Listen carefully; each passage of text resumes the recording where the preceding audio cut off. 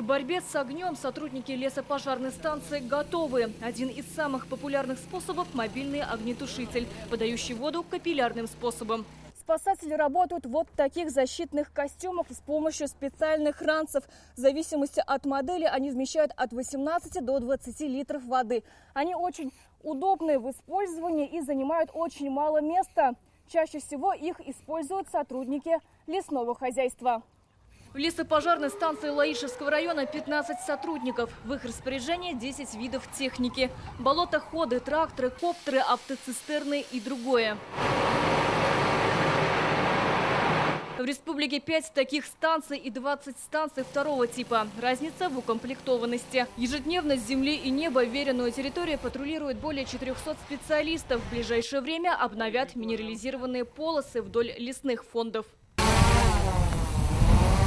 В этом году противопожарный сезон начался 15 апреля. Это на 2 недели позже, чем в прошлом. Уже зафиксировано 18 случаев возгорания, в том числе на землях, приграничных к лесному фонду. У нас 2 периода же опасных. Это весна ранняя и поздняя осень.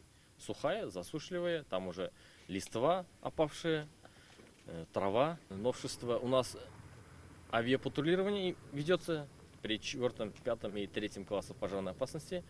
Его часы увеличились. В прошлом году 300 часов было, в этом году 304. В этом году увеличилась сумма штрафов. За нарушение правил пожарной безопасности придется заплатить до 50 тысяч рублей. Должностным лицам до 90, юрлицам до 1 миллиона. Если нарушение приведет к лесному пожару и причинит ущерб, то грозит уголовная ответственность. Сирина Васильева, Данил Филатов, ТНВ, Лаишевский район.